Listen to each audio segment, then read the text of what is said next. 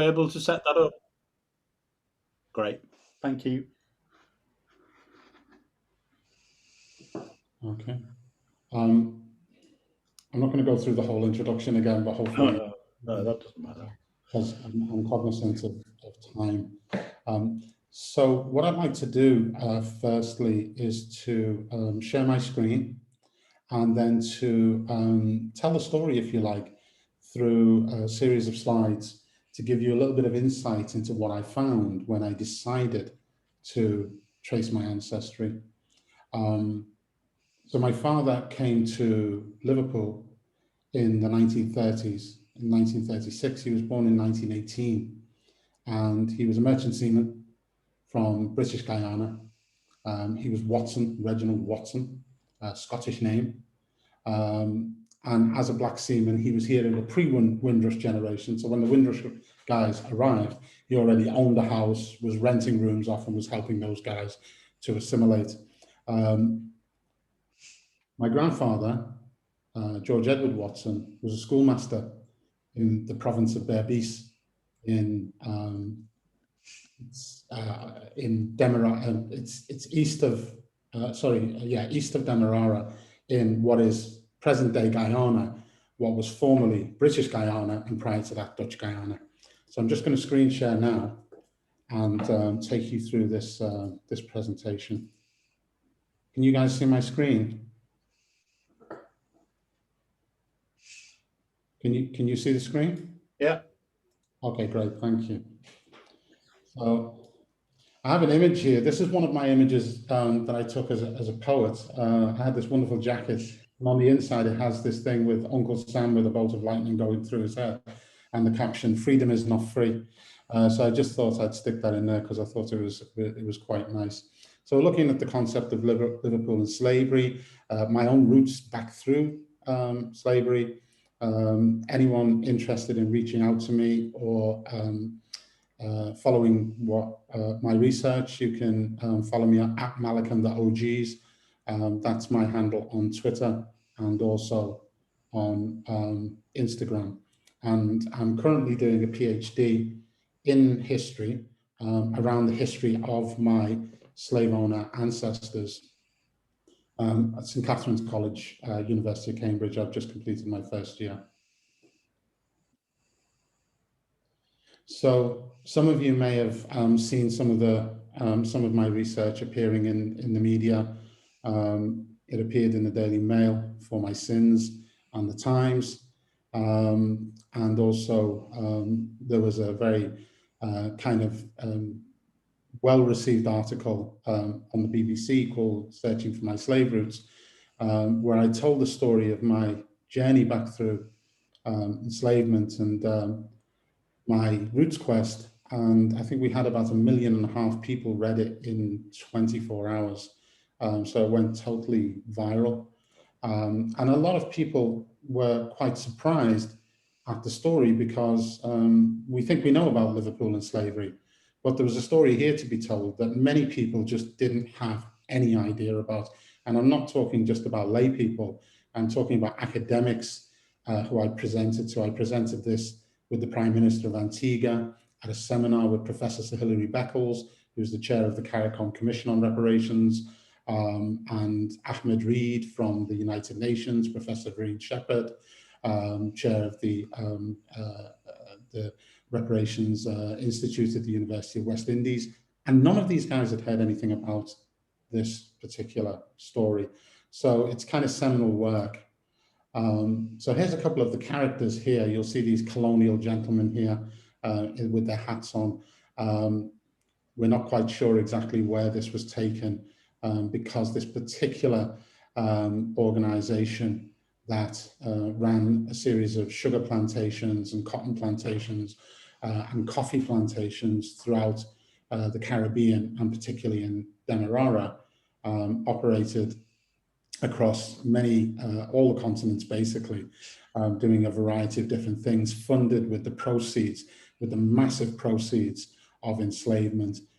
They were primarily a group of Scottish sugar merchants who became known as Sandbach Tinny and Company, and they were among the founding shareholders of an entity that became known as the Bank of Liverpool. So there's a quote here from the Scotsman 1819. Liverpool is the only place where trade is not complained of on account of its vast shipping concerns. So Liverpool, we know, emerged in the 1750s as a major port for the slave trade. Prior to that, obviously, there was a predominance in Bristol. And before that, the company that was involved with a royal charter from Queen Elizabeth I had been primarily monopolized by Dutch traders.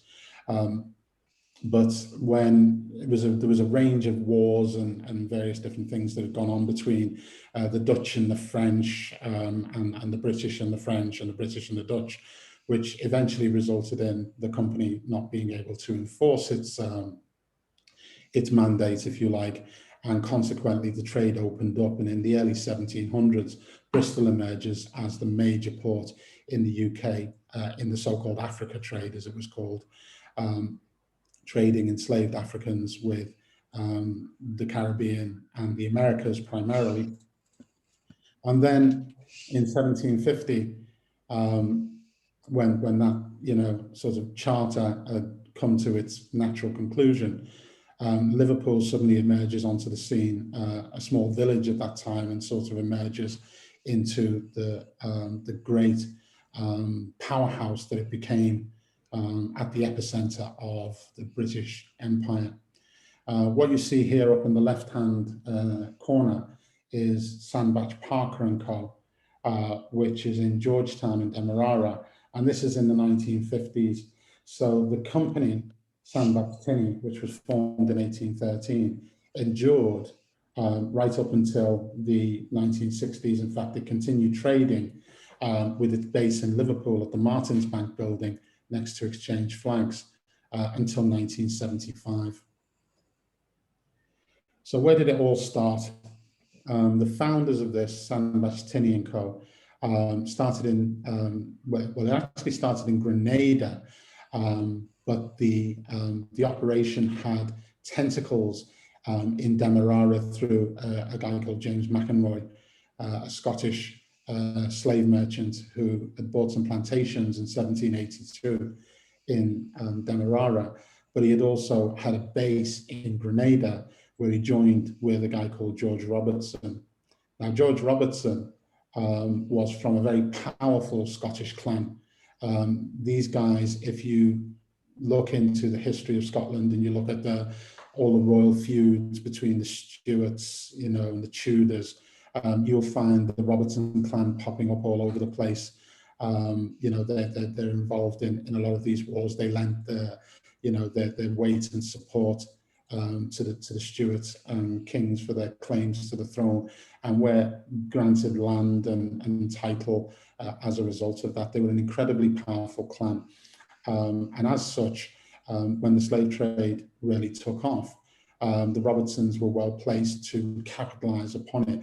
And George Robertson had major operations out in Grenada prior to the rebellion of Phaedon, which in 1795 kind of eradicated, if you like, the slave plantations at that time. The slaves rose up, took over the island, killed and drove off a lot of the planters, and continued to sort of run the island as an independent republic for a very short space of time, until King George III sent out Sir Ralph Abercrombie with a fleet of ships to pound the island, capture the former slaves. They beheaded many of them, put their heads on spikes, and tortured many more, and re-established slavery on the island of Grenada with a loan to the Scottish House of Alexander Houston and Co. for £1.5 million from King George III. So that was in 1795. But prior to that, these Scotsmen, George Robertson, James McEnroy, Charles Stewart Parker, had founded an entity out there that was trading in sugar and slaves. They described themselves as traders in sugar, molasses, rum, and prime Gold Coast Negroes. So they were supplying plantations in Trinidad, they were supplying plantations in Demerara, they were also supplying into the Americas. Now, Charles Stewart Parker ran the operation from Glasgow, but he was also based in Grenada for a time. His father had financed his part of the operation. His father was James Parker, and anyone who's studied American history will know of James Parker as the Paymaster General of the Crown prior to American independence. He was the one who was communicating with Benjamin Franklin and basically collecting the taxes from the colonists to pay over to the Crown. And Charles Stewart Parker, as his son, was sent to apprentice under George Robertson and subsequently became one of the main protagonists in the firm. Similarly, an Englishman from Tarporley, Samuel Sandbach, also came over, and he was sent at the same time to apprentice under George Robertson as well, and he became the namesake and the principal mover and shaker in the whole operation, which became known as Sandbach Tinny. Now, some of you councillors may recognise Samuel Sandbach. If you go into the council chambers where they have a list of mayors, you'll find that Samuel Sandbach was in fact mayor of Liverpool from 1830 to 1831. So their operation in Grenada was forced to decant, if you like, when Faidon's rebellion came. And they decided not to go back. They realized that, you know, you can cultivate sugar on the island, but in Berbice and in Demerara, there was long flat lands, coastal lands, close to the shipping lanes, where you could produce sugar on an industrial scale. And the sugar was regarded as white gold at the time. So they moved to Demerara, and in 1803, Demerara became under British control. So what had happened was there had been a revolution, not a revolution, there'd been an uprising in 1763 by the slaves, which had been put down brutally. And then from that period onwards, it was under Dutch control. And then there was a period when British privateers took it for about 6 months, but then it returned back to Dutch control again.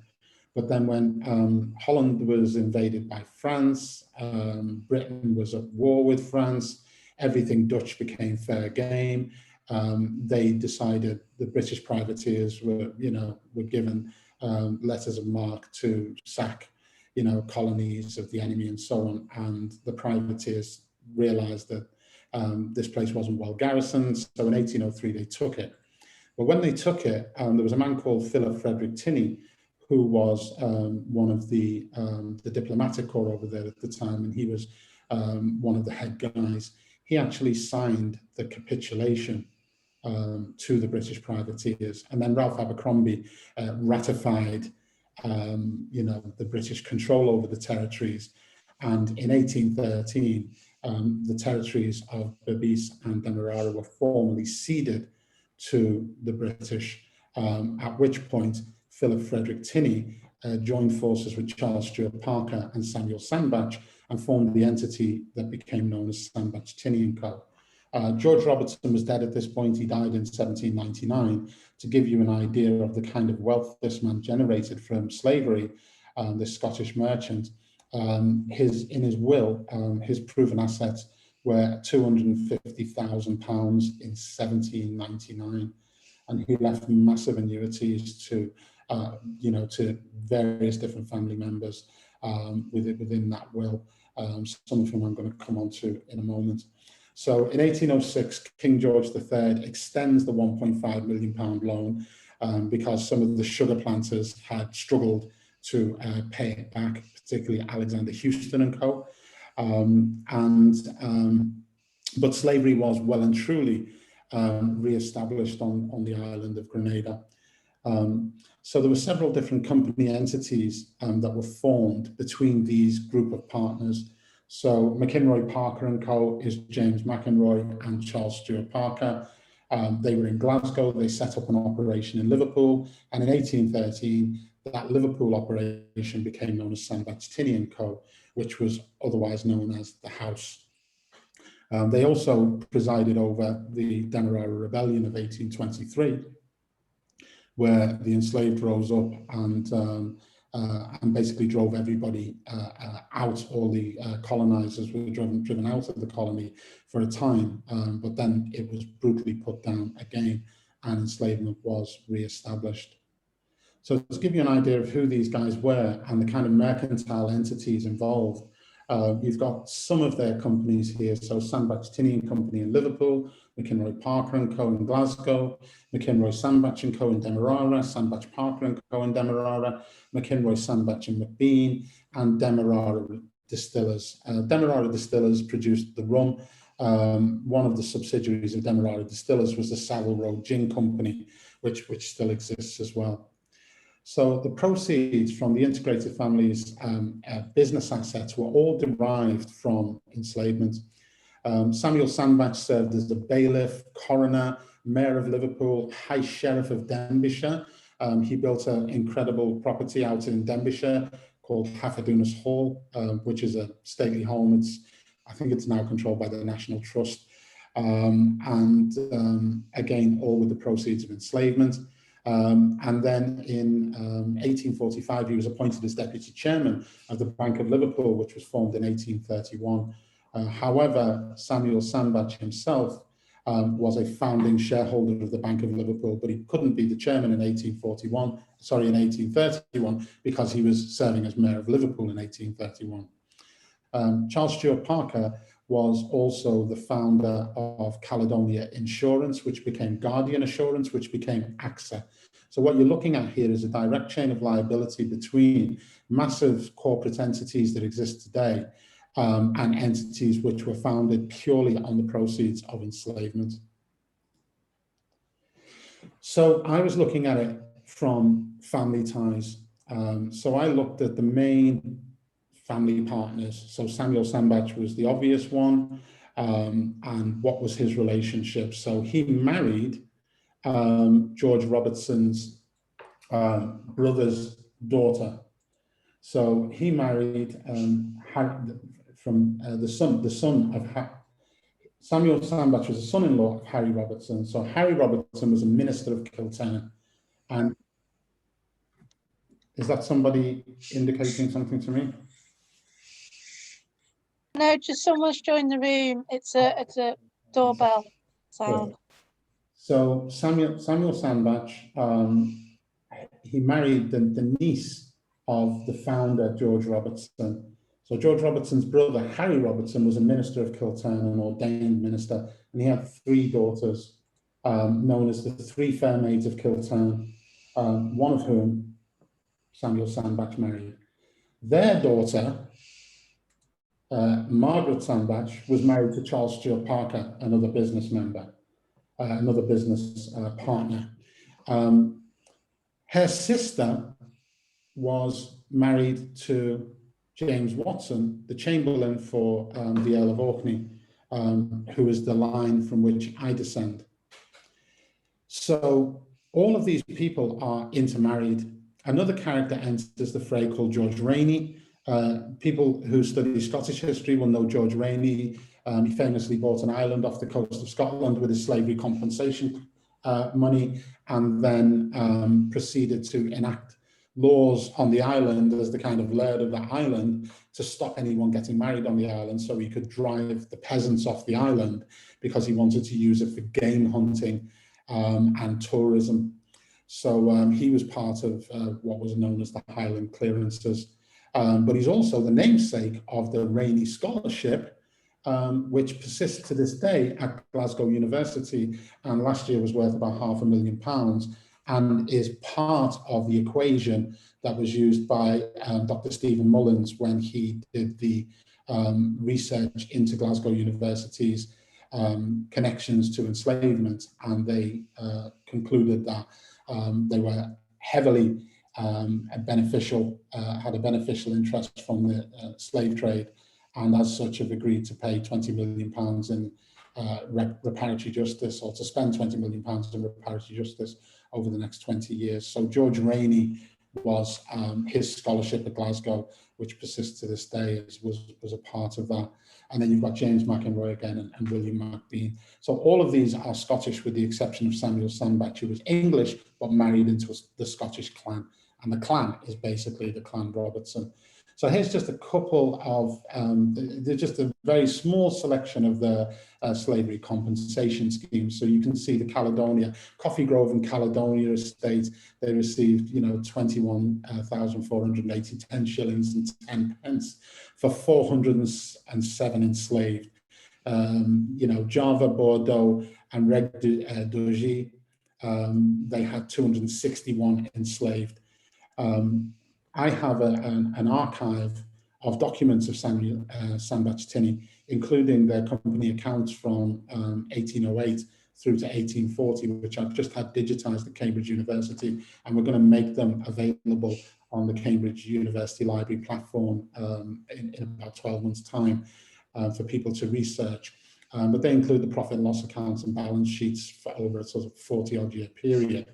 But I also have documents going back as late as early as 1763, running as late as 1880, with all their business concerns, so that I can see who they were involved with, who they were trading with, where they were banking, how much they were spending on their ships. They had a shipping line, they had plantations, they ran import-export, they were money lenders, commodities brokers. They were involved in everything, and they had political office as well.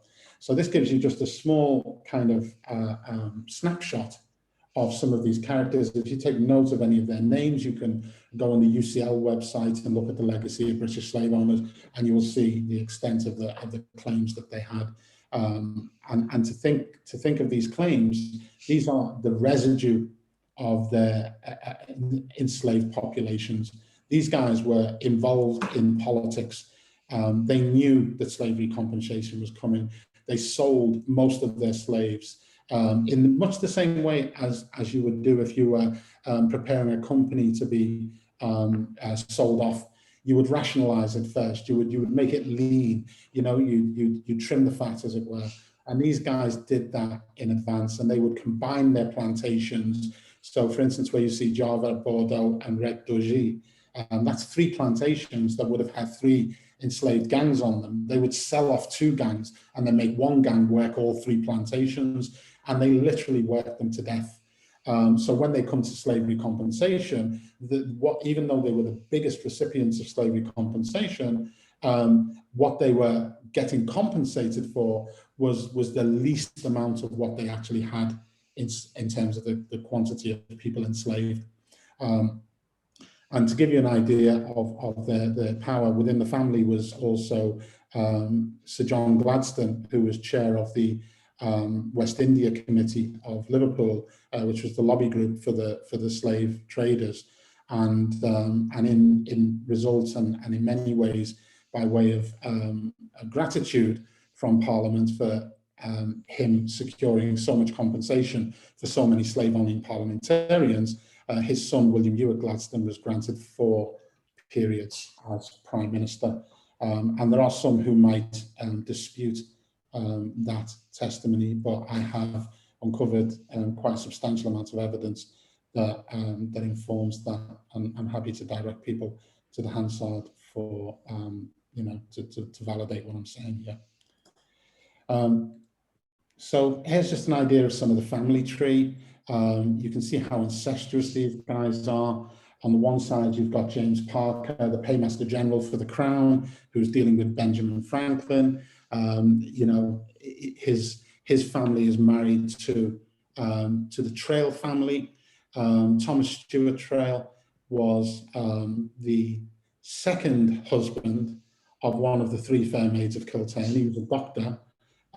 He's the namesake of many Liverpool organisations that he founded, medical organisations, that some of which still persist today. He was, given numerous accolades for his medical work, but his wife was, incredibly rich in her own right, primarily from the proceeds of enslavement. So here, this was a little thing that was put together by the Times. There is a mistake in this, and that is Sir John Gladstone. They put 1764 to 1751. They just made a mistake by 100 years.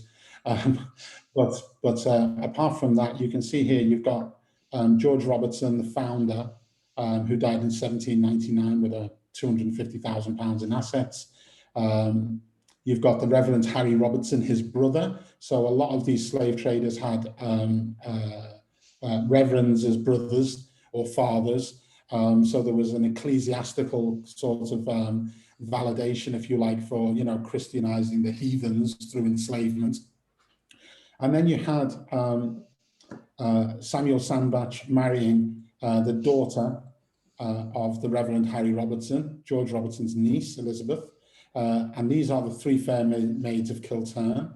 And here you have Christian Robertson, one of the three fair maids, who married James Watson, Chamberlain to the Earl of Orkney, Lord Dundas.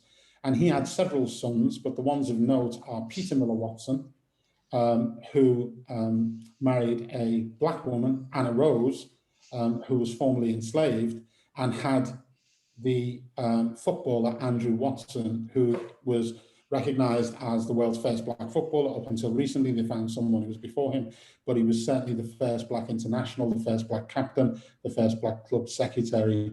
He captained Scotland in the 1880s, led them to a victory 6-1 over England at the Oval. And then you have William Robertson Watson, who is Peter Miller Watson's brother, and 3 generations down from him, you have me. I was Mark Watson. I became Muslim and changed my name to Malik Al Nasir. My father was Reginald Wilcox Watson, my grandfather George Edward Watson. And I went back to Guyana in 2007, and I discovered my family living on a plantation, which was known as the Woodlands Plantation, which had been passed down from my grandfather. And that land was found within the accounts of Sandbach Tinney, under the ownership of Sandbach Tinney. So they had black children. All of these guys had black children in the Caribbean, many of whom actually inherited land from them, and some of whom came to England, as in the case of Andrew Watson, and grew up here and lived a rather luxurious life in many respects. And this was not uncommon with this particular family. But as you can see, the relationship here from George Robertson, his third cousin, Anne Mackenzie Robertson, was the wife of Sir John Gladstone and the mother of Prime Minister William Ewart Gladstone. So on Andrew Watson's death notice, he is cited in the news media as William Gladstone's cousin. And here we have a picture of Anne Mackenzie Robertson and Sir John Gladstone. So I'm not going to go through too many of these because it can get quite heady trying to work out who all these guys were. But just to show you another generation, Samuel Sandbach marries Elizabeth Robertson, you know, one of the 3 fair maids of Kilturn. They have a daughter, Anne Sandbach, and she marries Charles Stewart Parker. Charles Stewart Parker is the business partner of Samuel Sandbach. So this is an incestuous business relationship that is emerging, where they are maintaining a phenomenal amount of wealth within a kind of a familial dynasty who were likened, albeit by way of a trope, to the Rothschilds. They were known as the Rothschilds of Demerara, but they were based here in Liverpool. This gentleman here is John Abraham Tinney. If you Google him on the legacy of British slave owners, you'll see he was the 2nd largest recipient of slave compensation after John Gladstone. But they're part of the same family. So when you aggregate all of their claims together, collectively, these guys were the biggest, familial recipients of the £20 million slavery compensation scheme. And the fact that they had sitting MPs in the family, including a prime minister, although he was prime minister after slavery compensation, he was only an MP at the time. You can see the level of power and influence that they had.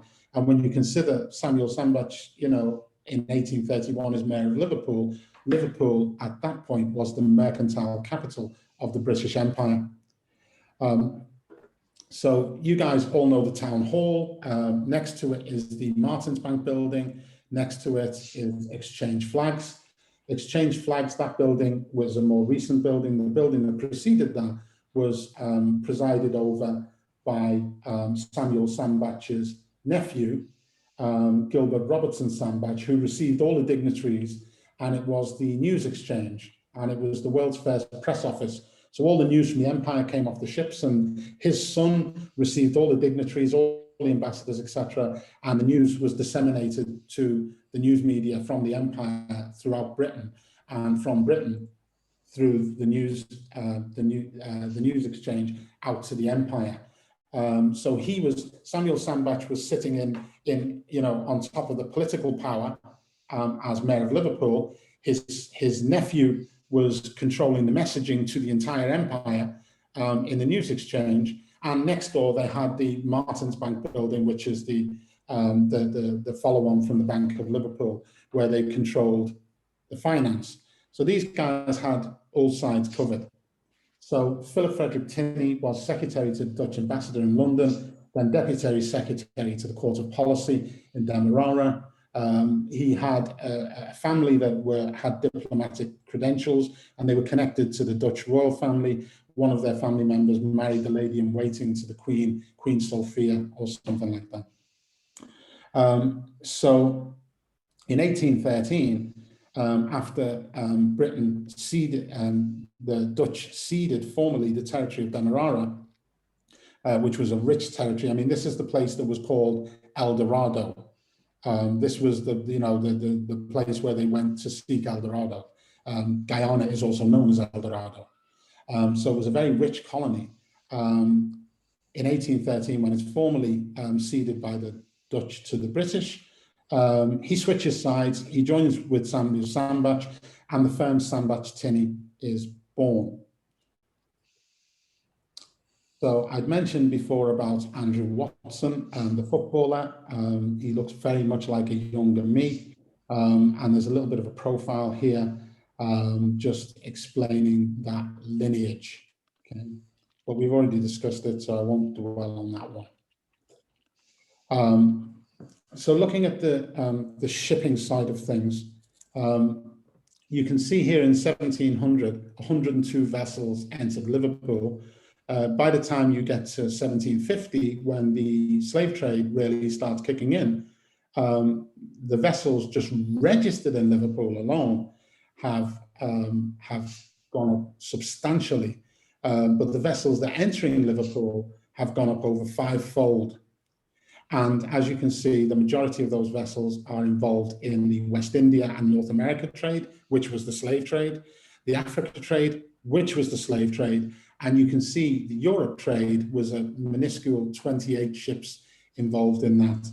And some of that was also commodities from the produce of the enslaved. Coastal vessels and rivercraft account for also a small amount. So the Bank of Liverpool. Sorry, just as you go on, Malik, just about 5 minutes left. Sure. Thanks.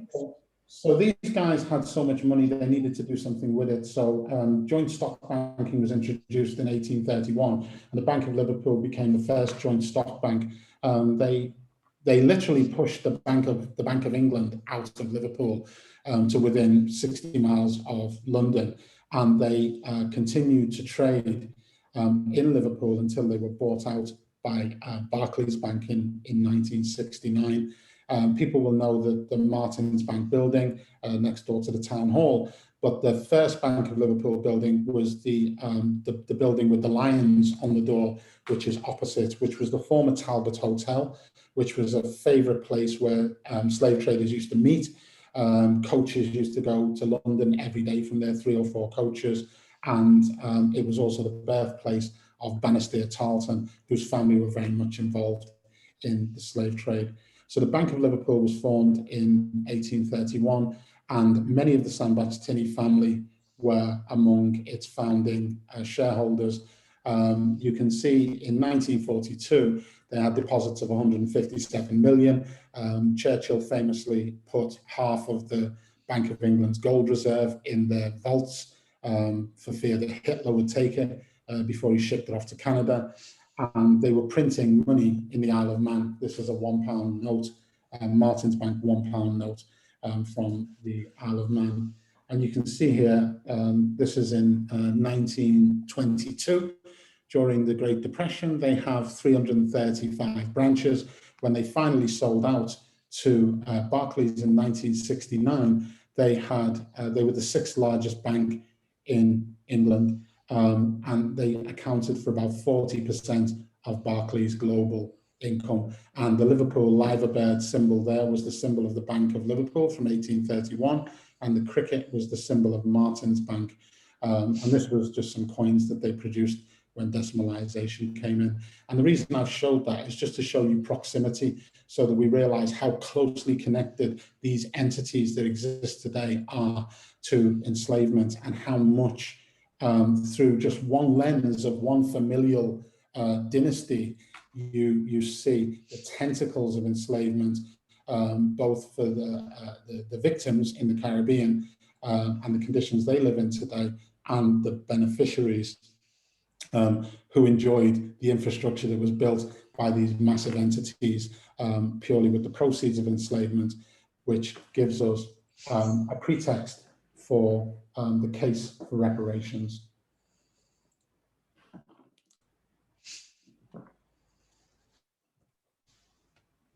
Thank you very much, Malik. That was an amazingly informative whirlwind tour, and just the detail with which you can trace back those people, the power and the money from the enslavement of Africans to institutions that exist today.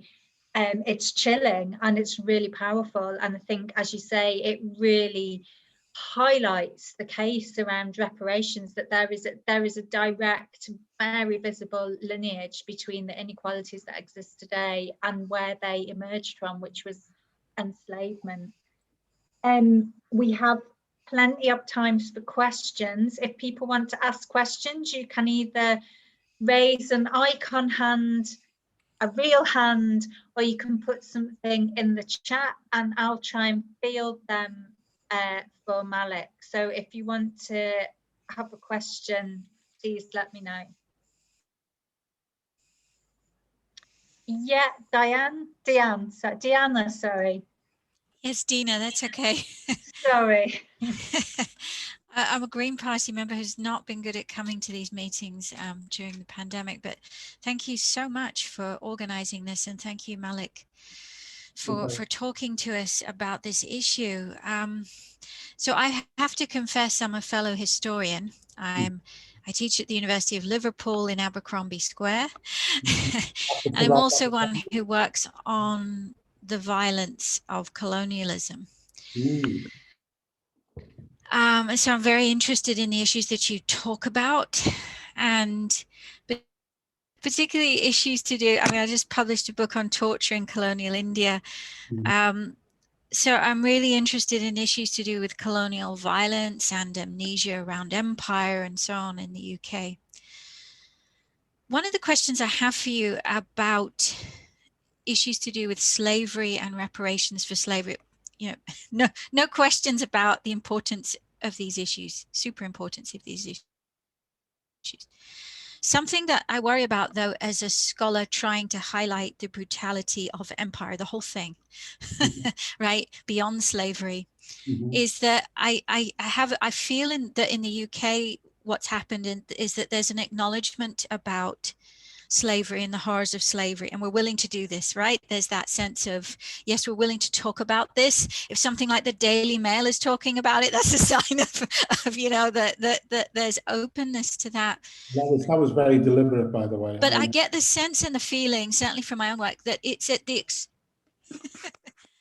expense about empire's totality, the violence of empire.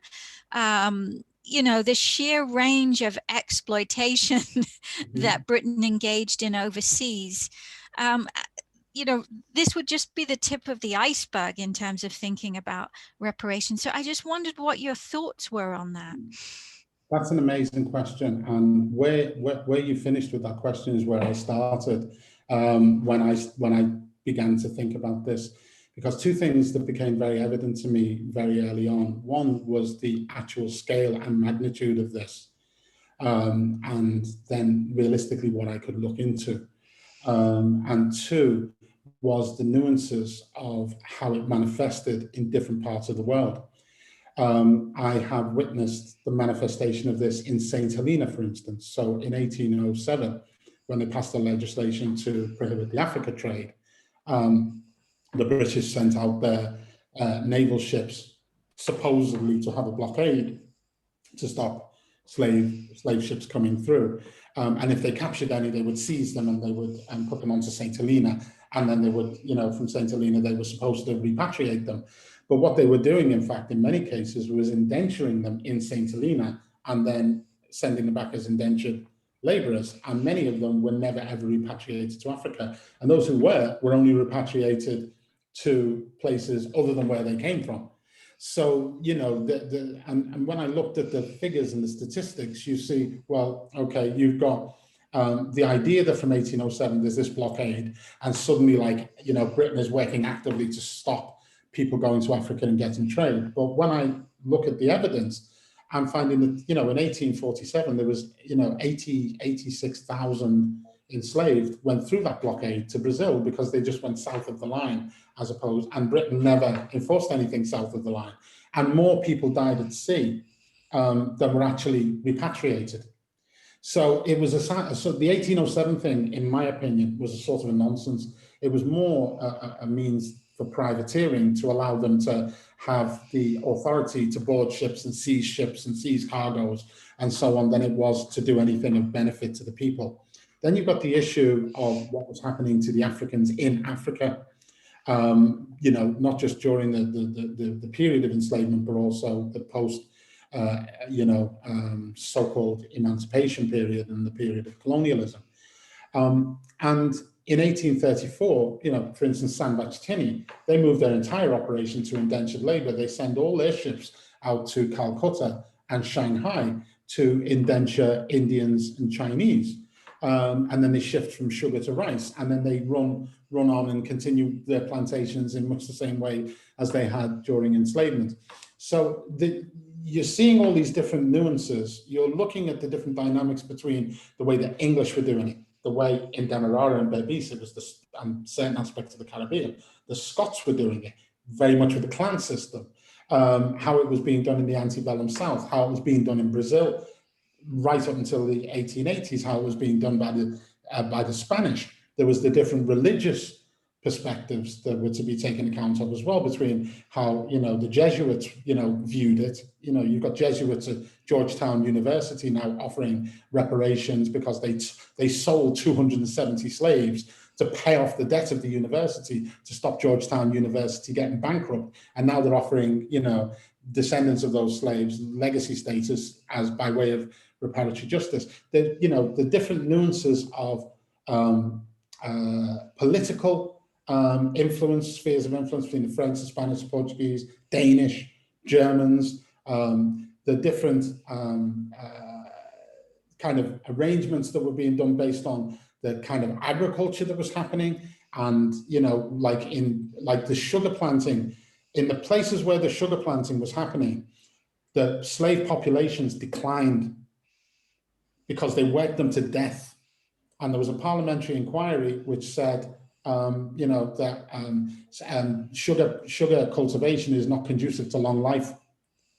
And that was prior to 1833, when they were going to release the slaves, that they actually did a parliamentary committee to consider the condition of the slaves prior to releasing them. And they found that they had population decline in all the Caribbean sugar colonies amongst the slaves. And then they realized that some of them were being worked 24 hours a day to the point where they just worked them to death and then replenished them. So everywhere you go, you find these different nuances. And then when you look at the areas where people were colonized, they are effectively, you know, like the Congo, they're effectively enslaved within their own country. The same with apartheid South Africa and many other places. So there is a massive question to be answered about empire and all of the colonial empires. But I think, and this is why I made this call in the Wall Street Journal when I did an article with Hilary Beckles, I called upon the United Nations to convene a Truth and Reconciliation Commission.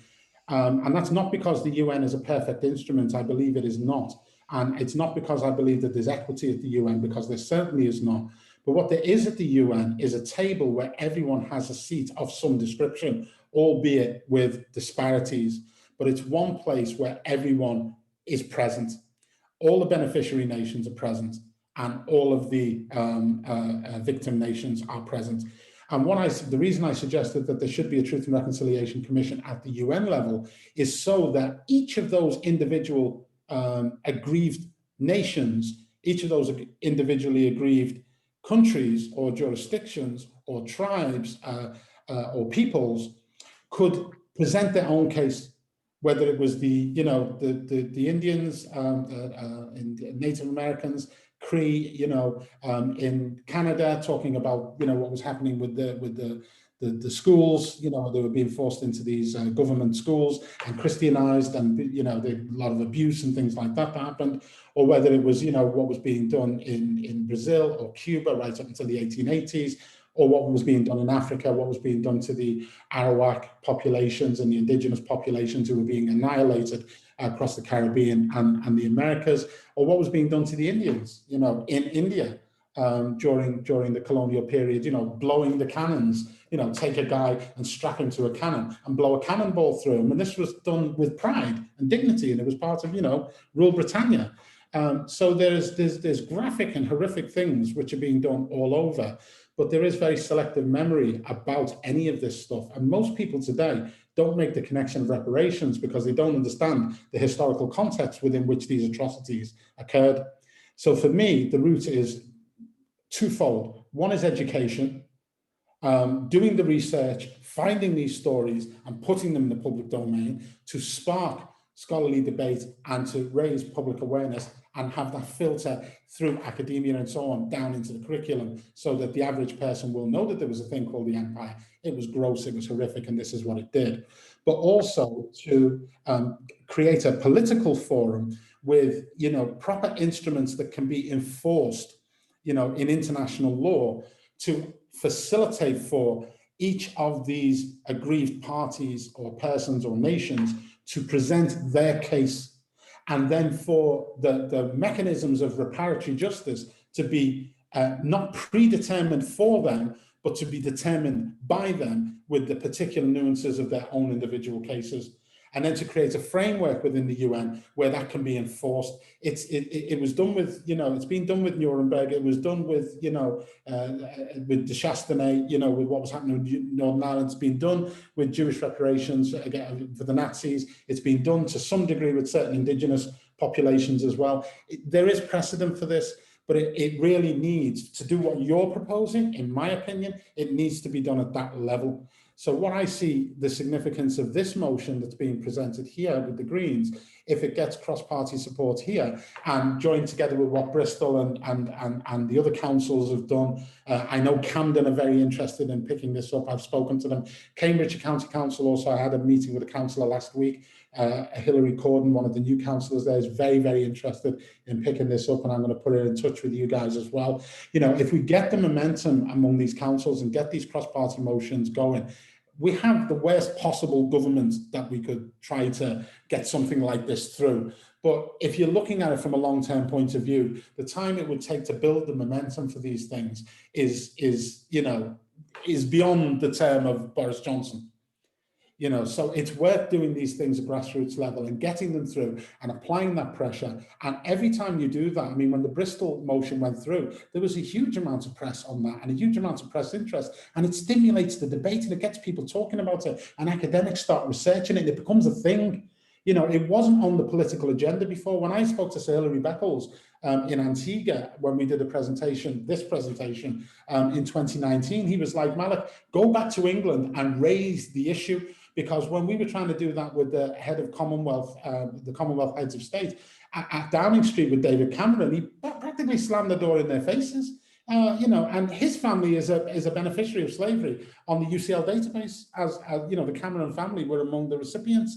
So he's like, oh no, reparations is not the way, and bum, bum, bum, and close the door. He said, we've got David Lammy, as a backbencher in opposition, banging on, and no one's taking him seriously because there's no public demand for this kind of thing. But when you see what's happened with Extinction Rebellion and how quickly they were able to shift the agenda, and now America's back in the Paris Climate Accords and all this kind of stuff, you've seen what's happened with George Floyd, we've seen what's happened with Black Lives Matter. There is a possibility to have something like this be sort of catapulted to the forefront if there's enough people talking about it in enough different domains. And this is a start for me. It's not the answer, it's not the solution. It's a very small step, but it's a significant step. And it's all these little small steps together that collectively can form a part of a wider strategic framework to have this done. And that's how I'm looking at it. Does that address your question, Deanna? You're a tour de force. I mean, with someone like you advocating, I can see mountains being moved. So thank you. Well, small steps, but I'm just grateful to have a platform, and I think this is a great platform. So I'm very, very willing to lend my support in whatever way I can, Lovely, thank you. Are there any other questions? Paul's raised a hand. Yeah, Paul, go ahead.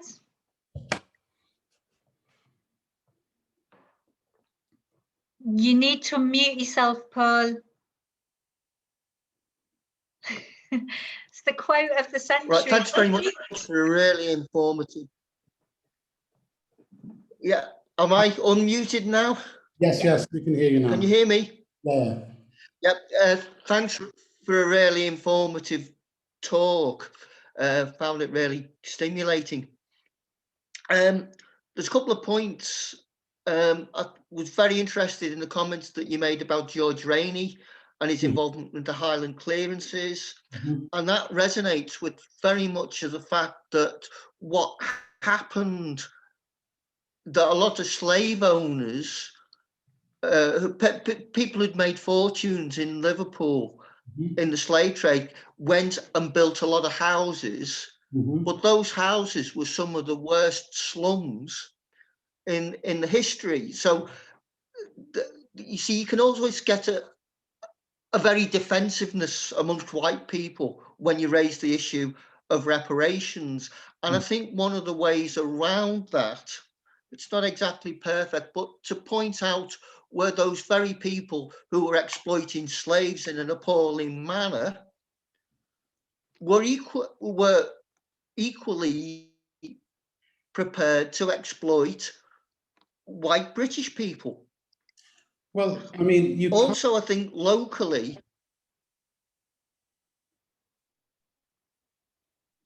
I was just thinking we shouldn't fall into the trap of creating a false equivalence between a free person and an enslaved person.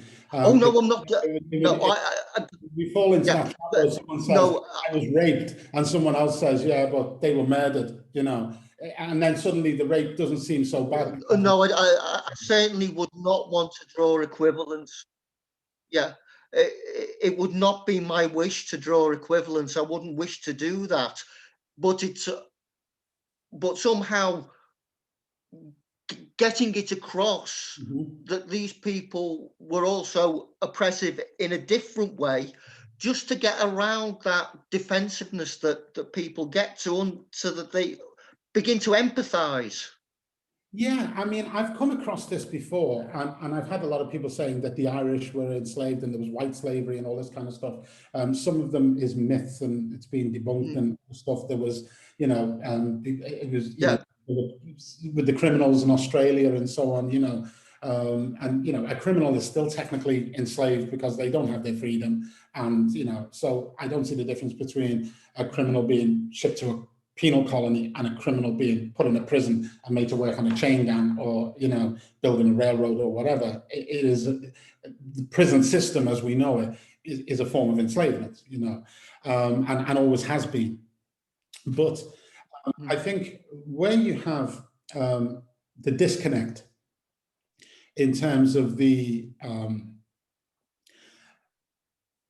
gravity of the damage that was done to one group versus the gravity of the damage that was done to another group is the Highland clearances is well documented. It's well known about. People know about serfdom under the Normans. People know about the system of, the Romans. People know about, what was done, to the peasant classes, by, successive monarchs and so on and so forth. That's all well documented. It's ingrained in the history of the fabric of the society. The history of what happened during the colonial empire is really not. So to be able to draw that, it's very quick. If you've got a deep knowledge of what went on with the Highland clearances, you could dismiss Scotland's role in the slave trade entirely. And you have a whole group of people in Scotland who do that. It wasn't us, it was the English. But I can tell you now, if it hadn't been for the Acts of the Union, half of the Caribbean would have been Scottish colonies. They would have been Scottish colonies. Yeah. So they're only classed as British colonies, despite the fact that they are primarily run by Scots, because Scotland is now part of Britain at that point. But I think where we have to be careful is comparing apples with oranges. You see, if you look back at the legal framework within which this was occurring, there's a case, Somerset versus Stuart versus Somerset. It's a famous case. It was presided over by Lord Mansfield in the 1700s. And the case there was Somerset was a slave of a guy called Charles Stuart. Charles Stuart was a famous businessman who was very involved with James Parker, who was the paymaster general. And Charles Stuart Parker is named after Charles Stuart, okay? They were like business partners, James Parker and Charles Stuart Parker. So they were right up at the top of British society at that time. And they owned, plantations in Virginia, tobacco plantations and slaves and so on. So Charles Stuart was sending out Somerset as an emissary. He was trained, he was educated, he was highly valued, but he was enslaved. He sent him to England, he got with abolitionists, they baptized him, and then they brought a case where they argued that he's baptized, therefore he's now an English Christian. He's a member of the Church of England now. He's no longer a piece of property. You can't keep him as a piece of property because he's been put on a ship and to be sent back to Jamaica. But they stopped that with a legal process and they had the trial. And at the end of the trial, Lord Mansfield concluded that you cannot enslave an Englishman. Now, this was at the time. There is no law in England to permit the enslaving of an Englishman. Okay? Now, prior to that, all of the laws pertaining to going to Africa and being out in the Caribbean and the colonies and so on and so forth, all of those laws dealt with the external. People had slaves here, but the law had never been tested until that case. And when they lost that case, because there was nothing on the statute books that permitted him to be classed as a slave, having been baptized here, he was released, at which point they said, slavery's over. This is like 1763 or something, okay? And word of this got out, and all the slaves in England started running away from their masters, and there was panic. Benjamin Franklin did his nut because they were a British colony. He started thinking, well, if that's the case, and as a British colony, we're a crown colony, if they've given up slavery, our economy is going to collapse and we're going to lose everything. And that's when he started raising the militias, and you had the American War of Independence. So the point about this is that you have, with that case, a clear distinction at that time about the status of a slave and the status of an Englishman, and there was no equivalence. Yeah. There was also two quick thoughts that I had. That one in which we could do maybe locally. I'm aware from reading Sangera's book, there is a real problem with, because of the racist policy regarding issuing of visas, that a lot of academics from the Caribbean just don't get access to the country, and whether we could look at making records available and twinning. And the other issue is what is held in Liverpool Museum that is the product of empire that should be returned. Okay, so that's two separate things. I know there's been issues with a lot of countries. I mean, you know, there was a lot more about the Elgin marbles and the return of them than there was about the Benin bronzes, for instance. But, you know, there has been moves now by certain colonial nations to start repatriating, you know, plundered treasures. However, you know, there is an issue about repatriating to whom, and then, you know, in terms of those particular items themselves, when they get back there, are they just going to get sold back onto the open market because of their value by corrupt, you know, sorts of dictators and so on? So there's a whole range of things. But then again, you know, who gave anyone the right to adjudicate that in the first place? Had they not been taken, where would they be and what would be the status? But we are where we are, you know, that's a complicated thing. I don't profess to have any knowledge in that area, other than just a passing interest, if you like, in the provenance of those items. But where I do have an interest is in the preservation of archival records of empire. And I believe the way forward for that is with digitization. So my own archive of, you know, there's about 150 folios of Sambat-Tini accounts, profit and loss accounts, balance sheets, letters, inventories, plantation records, and so on. I have now had my entire archive digitized by University of Cambridge, and it's going to be made available on Cambridge University Library as a digital collection, along with Darwin's papers and Isaac Newton's papers. And I'm really happy to have my stuff, you know, stuck in the middle of those guys. More evidence of empire and bringing it all together. But I am working also with Janet Dugdale at National Museums Liverpool. We've been working together on a project to try and they've just been fundraising, if you like, to develop the Slavery Museum. And what I've put to them is a proposal about taking everything, for instance, relating to Sambat-Tini, which is extensive across the 5 entities of the museum. And there's also a massive deposit at the called the Parker Papers in the William Brown Street Library, and having all of that digitized, because where we've really struggled is there's now a global interest in this Sambat-Tini thing. It's all rooted in Liverpool and Glasgow and Demerara, but no one can get into the archives, and none of it was digitized because the archives were all closed. And, you know, even the archivists weren't there. You couldn't even get someone to go in and digitize it for you because we had these unprecedented situations with COVID. So I think that's made more of a case for us now to be able to say, let's find a way to get some sort of a funding bid together, whether it's, you know, from UK research councils or whatever, to put a pot of money to go to all of these different places where these archives exist, and extrapolate those archives subject by subject, case by case, digitize them, transcribe them, and then make them available in a searchable format so that they can be, you know, preserved for future generations, but also accessible to a wider public, so that proper scholarly scrutiny and research can actually occur. Because I just did this through a family history thing, and it's turned into a PhD, and I'm now signed by HarperCollins to write a book, which I'm doing at the moment. And there's been talks all over the world. I've been speaking at universities here, there, and everywhere with this. So, you know, and that's just one family. That's just one guy who had the interest to go in and look at his own little family and find out what they did. And it told a massive story of empire. You could go to any one of the Black people in Liverpool and find a similar story. All those stories are there. But what we're not getting is we're not getting the Black academics being nurtured. There was a report called Leading Roots, an organization called Leading Roots, who did a report called the Broken Pipeline Report.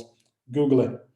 And Leading Roots did this research, and they went across every single university in Britain to see how many Black academics were teaching, how many Black professors. There was less than 5 Black British professors in the entire UK, so they rounded it down to 0. There was something like less than 1% of all postgraduate funding was given to Black British academics. And what was happening was they were consolidating the Black British among the BAME community. So therefore, it took in the Asian community. And the Asian community have high levels of representation in the Russell Group universities and at professor levels and so on and so forth. But Black British don't, but they became invisible in the BAME category. So when they actually just broke it down to just Black British, what they found was really like, it was terrible. So I spoke to the Pro-Vice Chancellor at Liverpool University and asked them to help me to convene a symposium on the issue of what are the barriers to Black academia and the pathways to professorship, if you like, so that we can address the issues that came out of the Broken Pipeline report. And with Dr. Leona Vaughan, who's the Derby Fellow for Slavery and Unfree Labour at the University of Liverpool, we got the Pro-Vice Chancellor to agree to finance a symposium. It was supposed to be in person. We were supposed to bring a delegation from the Caribbean over. Prime Minister Mia Mottley was going to come along with Prime Minister Gaston Brown. This is Prime Ministers of Barbados and Grenada, along with representatives of the CARICOM Reparations Commission. And we're going to get eminent speakers from here, Esther Stanford-Cozy and other people to come and talk, Professor Vereen Shepherd.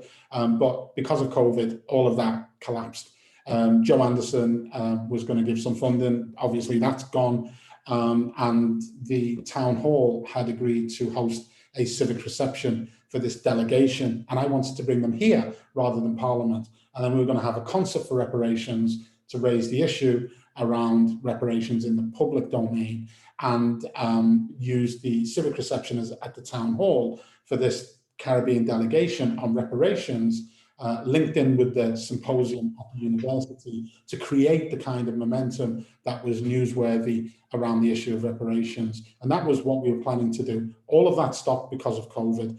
However, the funding was in place for the symposium. So the symposium is going ahead, but it's going ahead online. So it's Dr. Richard Benjamin is going to be involved. He's chairing one of the panels. Myself and Leona Vaughan are also chairing it. Esther Stanford-Cozy is going to be involved. So Hilary Beckles is our keynote. So we've split it into 3 different panel discussions. I can send you details. I think I might have actually sent Kay the thing previously, the program. But the first one is going to be on the 23rd of August for International Slavery Remembrance Day. And then they're going to be, over the next coming weeks, there'll be the other 2. And then we'll be having a roundtable in March, which will be looking at, we're targeting primarily doctoral training partnerships, research councils, pro-vice chancellors, to get them into the room to look at what can be done strategically to address the issue of the barriers to Black academia, the things that are standing in the way of Blacks becoming professors. So even though there are initiatives to get more Black people into universities, when they get into universities, they're facing different socioeconomic barriers. And they're also not seeing people that look like them. I went to university, to Hope University, and I had my professor telling me that at least during slavery, Black people had jobs. I had her telling me that the Indians had it coming because, she believed in manifest destiny. And what was it she used to say? It was it's no sin to seize the land over which the savage roams, but which he does not cultivate. These were the teachers who were teaching me American studies. I didn't want to study under people like that. I want to study under people like me. But people like me were not getting the seats at the table because we're not getting the postgraduate funding. You take a Black person, you put him in, Chilwell College or Chilwell, whatever it's called now, Shawfields, whatever that's called now. And then they come out of there and then they go to City College and then they come out of there and they're trying to get in university. And by the time they get through university, they haven't got the familial support. They could be 40, 50 grand in debt. Then they've got to pay their own way through the masters. Then they're supposed to 75 grand pay their way through the PhD. It's just disproportionate in terms of the amount of pressures that the average Black person will face in trying to get to that stage where they can be an academic. So I've been working at the University of Cambridge with my doctoral training partnership to leverage UKRI and other organisations to start considering about widening participation and making widening participation mandatory. It exists within the government framework. You're giving out doctoral training partnerships of 75 grand a pop to all these elite universities, Russell Group universities, and they're handing them out to kids who are coming in from Eton and Merchant Taylors and Harrow, who's got parents who are industrialists and, you know, and politicians who've got money because they've got a first class honours degree from a Russell Group university. They've got a master's with distinction. A kid on a council estate coming through, you know, from the ground up may not have got that.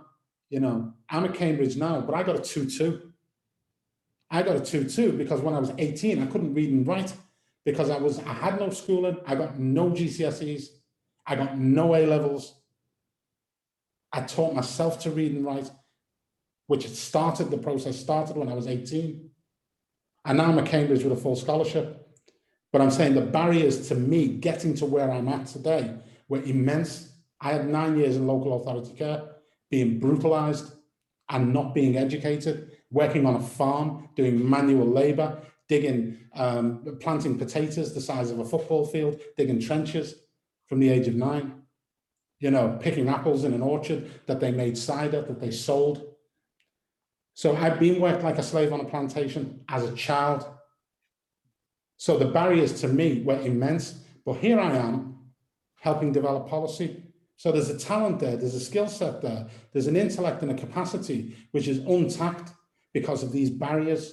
So what I want to do is illustrate to the funding bodies, to the doctoral training partnerships, to the pro-vice chancellors, what these barriers are that are holding Black people back, and then to try and remove those barriers and to facilitate a mechanism by which they can come through.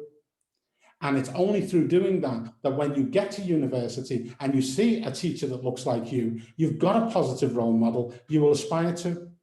And at that point, you'll have a better opportunity to be able to work with your peers. And this is part of the mechanism of reparative justice. I'm not saying this is the sum total of reparations, it's not. But I'm saying it's one strand and one example of how we change the game. And this symposium that I'm doing with Dr. Leona Vaughan is one step towards that. Yes, Mark. So, sorry, we've got like just a few minutes left. So quick questions, please, from Mark and then Diana again. Sure. Okay, so quick one, not on reparations, but when's your book with Gil coming out? It's out on the 2nd of September. I've got proof copies already and it's available to pre-order. So Waterstones, W.H. Smith, it's called Letters to Gil by Malik Al Nasir. It's my memoir. It's being published by William Collins. And we'll be launching it officially in the North on the 2nd of September at the Blues Kitchen in Manchester. And I will have some members of Gil Scott Heron's band performing with me. So come along to that. Anyone who's in London, we're at the Jazz Cafe the day before. And anyone who's in Oxfordshire, we are at the Wilderness Festival on the 8th of August. That's Malik and the OGs. Malik and the OGs with a string quartet in Wilderness as well. That's their idea, so we'll see. Thank you. And Diana? Just wanted to raise a point, Malik, that you may not be aware of, and I don't know how aware fellow Green members are. So at the University of Liverpool, we're now in week 10 of an industrial dispute with the university, I'm aware the University College Union, but I'm not sure if you're aware that the university decided to get rid of 20% of its Faculty of Health and Life Sciences, including ethnic minority members using spurious metrics. You know, I know of, for example, an ethnic minority woman in that faculty who's spent her career trying to get grants, and we know that the odds are stacked against. You've just been talking about this, and the university is basing its decision to fire originally 47 people using false metrics around things like grant income and ignoring everything else. This is someone who's been working to promote diversity and equality at the University of Liverpool. In other words, it's an institution that embraces the rhetoric And I can tell you from someone who's worked there for 8 years trying to work on the grassroots level on these issues, we are not remotely supported in any way. And the fact that this institution can just get rid of 47 people using these false metrics, the University and College Union, the national branch, has just called for a global boycott of the University of Liverpool. This is how serious it has become. The university has been aggressive. I've hardly been paid for the last 10 weeks. Those of us who are taking industrial action, they have been incredibly aggressive.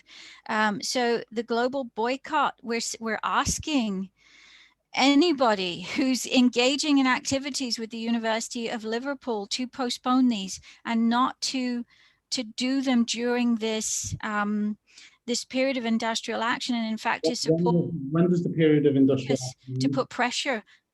Sorry? I'm thinking two things. One, when does it end? And two, could we perhaps get that woman to come and speak?